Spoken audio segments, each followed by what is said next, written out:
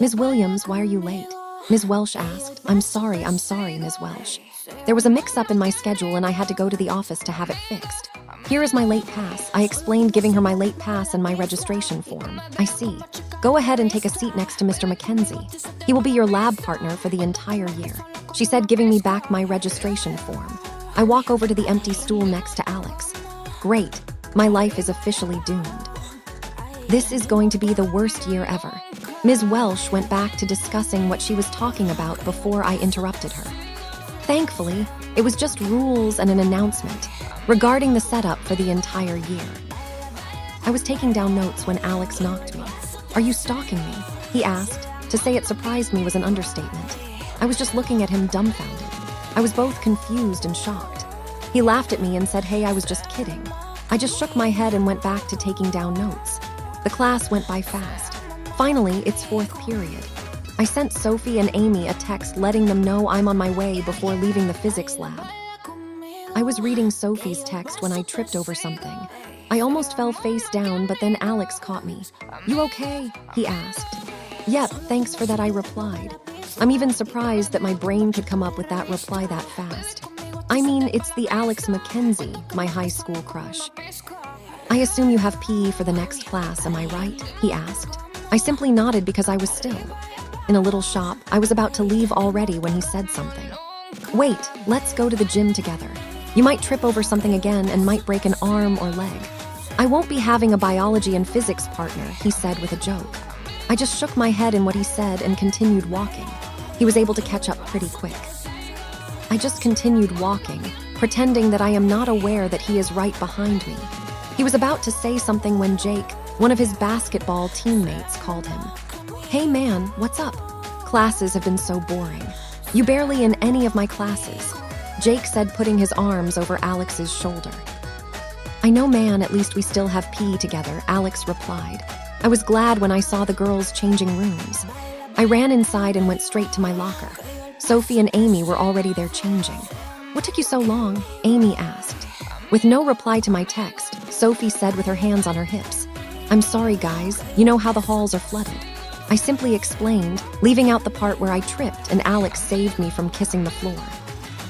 I went and changed right away before Sophie nags at me. We went straight to the gym after changing our clothes. We sat by the bench while waiting for the gym teachers. The boys are playing basketball, while most of the girls are cheering for them and some are just gossiping. Sophie was talking about prom dresses when Mr. Spencer, gym teacher, arrived. Whistle blows, I hate the sound of those whistles. Gather around students, for today we will have volleyball. And before you all complain and get excited, I have already divided you into teams. By the end of the term, you will compete against each other. Mr. Spencer explained, I want you to come up here when I call your name. One by one, names were being called. Half of the class were already in their respective teams. There were around 20 students left sitting. Sophie, Amy, and I have not been called yet. We were all hoping that we would be in the same group. Wilson, Davis, Peterson, Scott, McKenzie, and Williams, you are one team. Holly complained right away about her group and wants to change group. Mrs. Stevens, the groupings are already final, Mr. Spencer said. Now sit with your group and come up with a team leader. I was already sitting next to Sophie and Amy, so all the other 3 guys had to do was come by our bench. Peter and David are both basketball players as well. Hey girls, Peter said. Alex, be the team leader since you are team captain of the basketball team, Sophie said. She's actually right, and everyone agreed to her. Okay, class, I want you all to sit together with your teams. Starting today, all our activities will be done by a group. That being said, everybody on your feet and we will start with stretching, Mr. Spencer said. The stretching lasted 20 minutes. Most of the girls were complaining the whole time. After the stretching, the first 2 groups were called for the first game. When it was our group's turn, we were playing against Holly's team. It was a simple game since all the girls in that team were running away from the ball. After PE, we all went to change. Since PE is the last class we have, we can finally go home.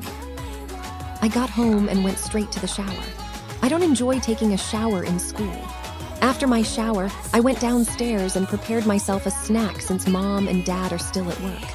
I'm all by myself in the house. I grabbed my bowl of snacks and went back to my room to study. A few hours later, Mom and Dad got home and we had dinner. We just talked about how our day went. After dinner, I went straight to bed.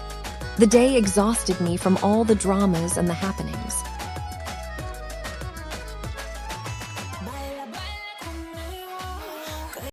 Baila conmigo, que yo el paso te